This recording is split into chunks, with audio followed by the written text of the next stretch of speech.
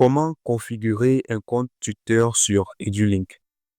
Généralement, on dit compte tuteur ou compte répétiteur, c'est la même chose. Voilà. Après avoir créé votre compte sur EduLink, que ce soit sur le site web ou alors l'application mobile, le procédé reste quasiment le même, en dehors de la position de certains éléments qui vont changer. Voilà. Après avoir créé votre compte, vous allez atterrir sur une page comme celle-ci. OK? Là, c'est la page d'accueil. Voilà. C'est dans cette page-ci que vous allez voir tous les répétiteurs qui sont sur la plateforme. La présentation de ces autres éléments qui feront l'objet d'une autre vidéo. Donc, pour l'instant, on va se concentrer sur comment configurer votre compte répétiteur. Parce que après avoir créé votre compte, il est important que vous configurez ce compte-là pour pouvoir être embauché plus tard par les parents. Voilà. Après avoir fait cela, vous allez donc cliquer ici où il y a votre photo de profil où votre photo de profil est censée être. Voilà, généralement, lorsque vous venez de créer votre compte, soit vous allez voir une photo de profil ici par défaut. Voilà, donc vous allez cliquer là-dessus. Lorsque vous cliquez, vous allez voir un menu qui va se dérouler. Voilà, lorsque vous cliquez, vous allez voir un menu comme ceci qui va se dérouler. Vous allez cliquer, peu importe si vous cliquez sur la photo ou bien sur le nom, ça aura le même effet. Donc, lorsque vous cliquez dessus, vous allez arriver sur une page comme celle-ci. OK? Donc, à ce niveau-ci, où il y a le petit stylo, à ce niveau, euh, c'est pour modifier déjà ce qui est. Donc, déjà, on est dans l'onglet vue d'ensemble. Donc, c'est à ce niveau-ci que vous allez configurer deux éléments, c'est-à-dire le système éducatif et à propos de vous. Voilà. Vous allez configurer ces deux éléments-ci. Donc, vous allez remarquer que il y a certains endroits qui sont en anglais, d'autres en français. Ça ne dérange pas. Donc, ce sont des modifications qui vont venir après. Voilà. Donc, il y a deux éléments à configurer sur cette page-ci, du moins dans cet onglet-ci. C'est le système éducatif et la section à propos. Maintenant, pour ajouter un système éducatif, vous allez cliquer sur le plus à ce niveau-ci. Voilà, vous allez cliquer sur le plus. Lorsque vous cliquez sur le plus, voilà ce qui va afficher. Ensuite, vous faites dérouler cette partie-ci, donc vous cliquez là-dessus. Vous allez d'abord choisir le pays. Donc, pour l'instant, il y a un seul pays qui est le Cameroun. Donc, vous sélectionnez. Ensuite, vous choisissez le système éducatif. Il y a deux systèmes éducatifs, système anglophone et francophone. Vous pouvez choisir les deux. Donc, vous cliquez sur un et vous cliquez sur l'autre. Et après avoir mené cette opération, vous sauvegardez à chaque fois. Vous se rassurez que pour que cela soit sauvegardé dans le système. Donc, vous cliquez sur le système de votre choix et vous sauvegardez. Et après cela, lorsque c'est fait, après avoir sauvegardé, vous allez revenir sur cette page-ci. Ensuite, vous pourrez modifier la session à propos de vous, puisque le système va vous mettre un à propos par défaut. Maintenant, vous pouvez vous inspirer de cela pour faire le vôtre ou alors mettre quelque chose de totalement différent. Ça dépend de vous. Et pour le faire, vous cliquez sur le petit stylo là et vous allez pouvoir le modifier. Même chose ici. Si vous voulez modifier le système éducatif, vous cliquez sur le petit stylo et vous modifiez. Donc, lorsque vous allez cliquer sur le petit stylo là, vous allez voir à propos de vous, vous pouvez modifier et ensuite sauvegarder comme à chaque fois. Voilà. Ensuite, on passe à l'onglet matière compétente. Voilà, matière compétente. Ici, il s'agit des matières que vous pouvez enseigner. Vous voyez? Donc, vous allez donner les matières que vous pouvez enseigner en fonction du système éducatif et aussi les classes que vous pouvez tenir dans ces matières-là. Voilà. On clique toujours sur notre petit plus. Lorsque on le fait, voilà, on va voir ici, on va choisir le système éducatif.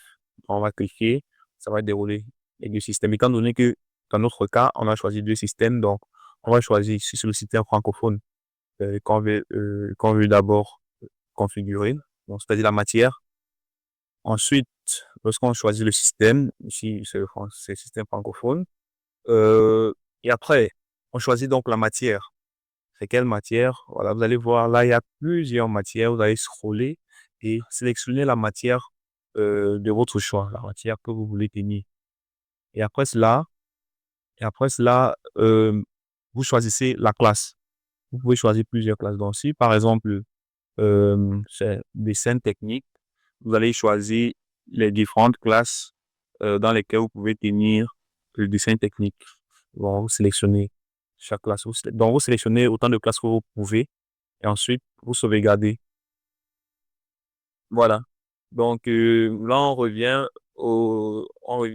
à notre menu principal. À ce niveau-ci, nous sommes dans l'onglet éducation. Voilà, nous sommes dans l'onglet éducation. Si on veut faire un petit bac, on fait un petit bac. OK? Comme à chaque fois, pour modifier, on clique sur le stylo et pour supprimer, on clique sur la petite corbeille là. Voilà, c'est tout. Aussi simple que ça. Donc, on va revenir. On revient au niveau, voilà, nous sommes à l'onglet éducation. À ce niveau-ci, même chose. Pour ajouter, voilà, on clique sur le plus. Cette partie-ci concerne votre parcours scolaire. Qu'est-ce que vous avez comme diplôme? C'est de ça qu'il est question. Donc, vous allez cliquer tout simplement là sur le plus. Lorsque c'est fait, vous mettez l'école euh, dans laquelle vous avez eu ce diplôme de telle année à telle année. Système éducatif, c'est dans quel système francophone ou anglophone? Le diplôme, c'est quel diplôme en question? Donc, lorsque vous allez cliquer, vous allez dérouler, vous allez voir un tas de diplômes. Et si votre diplôme ne fait pas partie de cela, bien vouloir faire signe au service client et on fera des recherches et si c'est vraiment, si besoin, on pourra ajouter la matière. On pourra ajouter le diplôme, autant pour moi. Et ensuite, on a le domaine d'études. Voilà, c'est dans quel domaine? Génie informatique. Voilà un exemple qu'on a donné. Donc là, c'est facile.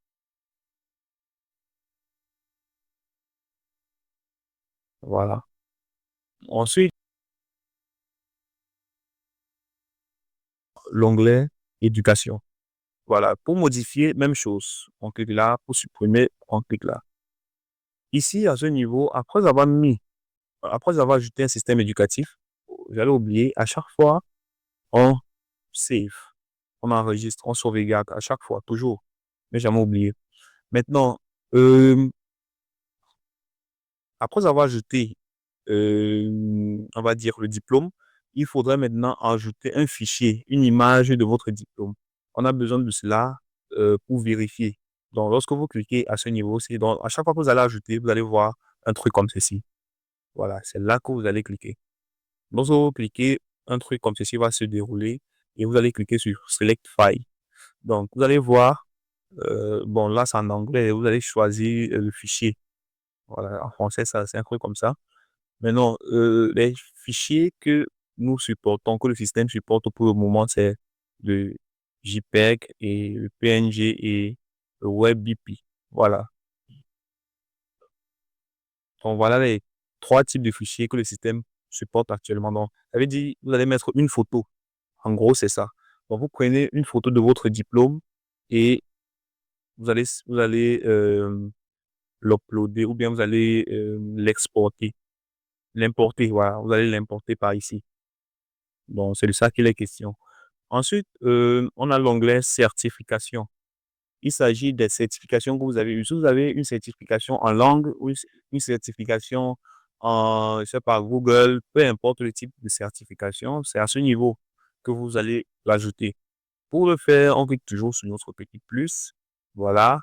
Et voilà, lorsqu'on clique, on a le nom de la certification, le titre. Ensuite, ici, on a le lien. Par exemple, lorsqu'on clique sur certification ici, à ce niveau-ci titre, il y a une page qui va se dérouler et vous allez choisir le type de certification. Donc là, on a mis une panoplie de certifications. Et si il manque une certification, si la certification que vous avez n'apparaît pas ici, voilà. Lorsque c'est fait, vous allez voir la certification Google Cloud. Voilà, et vous mettez le lien Google Drive dans lequel vous allez stocker votre fichier. OK? Par exemple, généralement, les certifications sont en PDF. On est d'accord? Voilà. Donc, vous allez héberger, vous allez stocker votre certification, votre PDF dans Google Drive. Bon, il y aura une vidéo pour cela qui va vous montrer comment stocker votre certification, votre fichier PDF dans votre Google Drive et avoir le lien pour le mettre là. OK? Donc, si dans un premier temps, ça vous dépasse, faites signe au service client et ils vont vous débloquer par rapport à ça. Et aussi, voilà, n'hésitez pas de voir la vidéo par rapport à cela. À chaque fois, on sauvegarde toujours. Voilà. Ensuite, on est dans l'onglet historique des emplois. Bon, quels sont les travaux, quels sont les emplois que vous avez eus auparavant? Voilà. Peu importe le domaine, il faut mettre certification, même chose. Diplôme, même chose. Peu importe le domaine, mettez. En fait, c'est une sorte de CV que vous êtes en train de configurer là. Voilà. Donc, pour ajouter, on clique toujours sur notre petit plus pour modifier stylo et pour supprimer la petite corbeille. Voilà. On va cliquer sur le plus là. OK. OK. Voilà. Ce qu'on va faire, c'est que lorsqu'on clique dessus, qu'est-ce qu'on a? On a l'entreprise. Donc, ici, vous mettez le nom de l'entreprise. Par exemple, EduLink. Bon, sachez que en configurant cette partie-ci, cette partie historique des emplois, vous allez mettre euh, les entreprises dans lesquelles vous avez travaillé avant et vous allez aussi ajouter l'entreprise EduLink. OK? On va voir ça. Donc, à ce niveau-ci, vous mettez l'entreprise, vous mettez l'adresse de l'entreprise, c'est-à-dire pays et la ville. Ensuite, vous allez mettre le titre l'intitulé du poste, en fait. Et à ce niveau, si vous allez mettre la période, quand vous mettez l'historique d'emploi, mettez les entreprises dans lesquelles vous travaillez avant et ajoutez aussi que vous travaillez à EduLink. OK? Donc, vous pouvez ajouter autant d'entreprises que vous voulez. Donc, vous cliquez sur le plus. Lorsque c'est fait, lorsque vous mettez pour une entreprise, vous sauvegardez. Ensuite, vous mettez une autre entreprise et vous n'oubliez pas de mettre aussi EduLink. Donc, faites aussi pour EduLink, vous dites que voilà, vous dites que vous commencez, vous mettez la date à laquelle vous commencez tout simplement et vous sélectionnez ça. Je travaille actuellement ici. Voilà. Et ajoutez une description. N'hésitez pas à ajouter les descriptions dans toutes ces parties-là. Ça aide aussi à donner un peu de peps à votre profil. Voilà. À chaque fois, on sauvegarde toujours. Toujours. Ensuite, à ce niveau-ci, au niveau de autre expérience. À ce niveau, c'est toute autre expérience que vous avez, peu importe le domaine aussi, je tiens à préciser. Voilà, toute autre expérience, on clique sur le petit plus et voilà, on a un truc comme ça. Bon, généralement ici, c'est pas forcément matière qui doit être là, mais bon, on verra comment modifier cela plus tard. Ici, vous mettez le titre et vous donnez une description d'un truc que vous avez, de quelque chose que vous avez comme compétence ou bien quelque chose que vous avez déjà eu à faire. Voilà, parce que c'est en fonction de toutes ces informations-là que les parents vous recrutent. Un parent peut chercher, par exemple, un mathématicien, je vais dire, un compétiteur qui va répéter son enfant en mathématiques, par exemple, mais il y a plusieurs profils qui correspondent. Il y a plusieurs personnes dans sa zone. Mais qu'est-ce qui va faire en sorte qu'elle va vous prendre vous et non l'autre? C'est maintenant ces détails-là qui vont faire la différence. Donc, à chaque fois, on fait et on sauvegarde. Et je tiens à préciser, il y a toujours cette petite flèche-ci. Sur toutes les pages où vous irez, vous allez voir une flèche comme ceci pour faire un back. Donc, lorsque vous finissez sur la page, vous sauvegardez. Ou bien, si besoin, si en manipulant après, vous voulez sortir, vous pouvez simplement cliquer là. Tout simplement. Voilà. Même chose ici. Vous pouvez aussi faire un back là. La même chose. OK. Maintenant, vous allez faire la première configuration. Donc, ensuite, il va maintenant falloir passer à la deuxième étape. C'est-à-dire, l'étape suivante, vous allez venir là, sur le petit stylo, à ce niveau-ci, pour modifier les informations de votre profil, si besoin. Donc, cliquez sur le petit stylo là. Lorsque vous cliquez, vous allez voir dans un premier temps une page comme celle-ci qui va s'afficher comme ceci ou alors comme ceci. OK? Donc, vous allez voir ici, information personnelle, information personnelle. Donc, si ça affiche comme ceci, pour pouvoir modifier les informations, vous cliquez simplement sur la petite flèche ici pour dérouler. Bon, lorsque vous cliquez, ça déroule un truc comme ceci. Et vous allez voir les informations concernant votre profil. Et après avoir fait cela, si besoin, vous modifiez votre nom. Donc, si besoin, parce que en créant votre compte, toutes ces informations-ci ont déjà été recueillies. Donc, du coup, ça ne vaut pas forcément la peine. Donc, si besoin, vous modifiez ces informations. Et après avoir modifié, vous cliquez sur modifier le profil. Donc, c'est-à-dire quoi? Lorsque vous êtes là, vous pouvez simplement toucher à ce niveau-ci. Vous rédigez ce que vous avez à rédiger. Même ici, vous cliquez, vous modifiez la ville et tout, le genre. Et après avoir fait cette opération, vous modifiez le profil. Donc, vous cliquez sur modifier le profil pour que ça puisse sauvegarder à chaque fois. Vous voyez? Ensuite, on passe, je vais dire, au rouleau suivant. Je peux appeler ça comme ça. Donc, on est maintenant au rouleau tutor information, c'est-à-dire les informations du tuteur. Voilà. Là, à ce niveau, c'est la disponibilité. Est-ce que vous êtes disponible ou pas? Donc, s'il arrive à un moment donné que vous n'êtes pas disponible, vous cliquez, donc vous déroulez ça, vous cliquez ici, vous allez choisir. Si vous êtes disponible, vous mettez available, c'est-à-dire disponible. Si vous n'êtes pas disponible, vous mettez on available. Voilà. Et après, à chaque fois, on sauvegarde toujours. On sauvegarde à chaque fois. Ensuite, même chose. À ce niveau-ci, on configure le taux horaire, le taux de paiement horaire. C'est-à-dire, combien est-ce que vous voulez qu'on vous paye à l'heure. Voilà. Donc, vous venez là. Donc, c'est un élément très important qu'il faut configurer à chaque fois parce que ça se voit sur votre profil. C'est en fonction de ça que le parent va vous recruter. Voilà. Donc, vous cliquez là, ça déroule un truc comme ceci et vous choisissez le paiement qui vous convient. Vous choisissez la paye par heure qui vous convient. Voilà. Lorsque vous faites ça, vous sauvegardez toujours. À chaque fois, on sauvegarde. Voilà. Ensuite, on déroule le statut, la partie statut du compte. À ce niveau, vous soumettez votre CNI. Bon, vous avez besoin de ça euh, pour valider votre profil.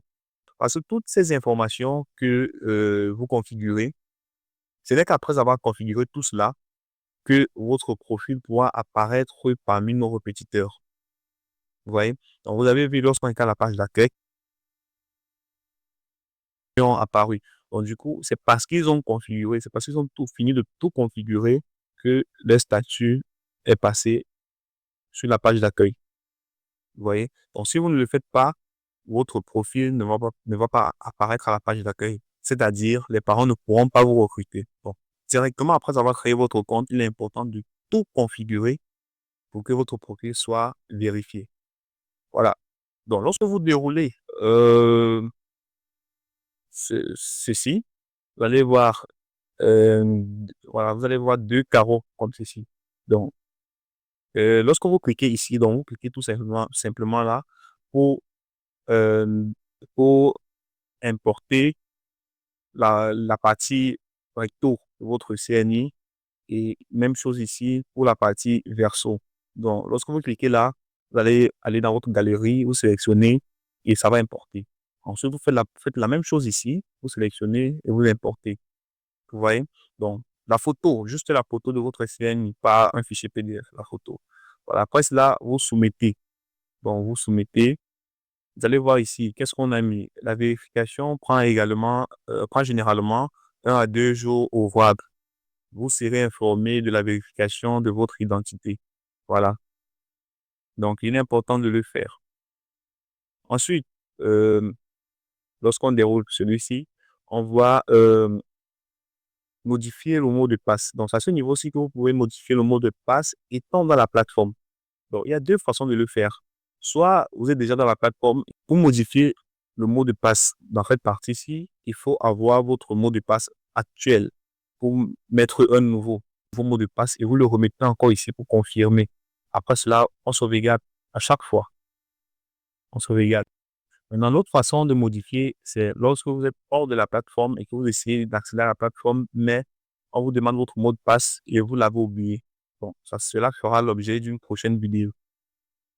Voilà. Ensuite, il y a cette partie ici, supprimer le compte. Supprimer le compte, là, c'est une partie très délicate, c'est une zone très sensible. Donc, je vous conseille, je vous déconseille d'arriver là.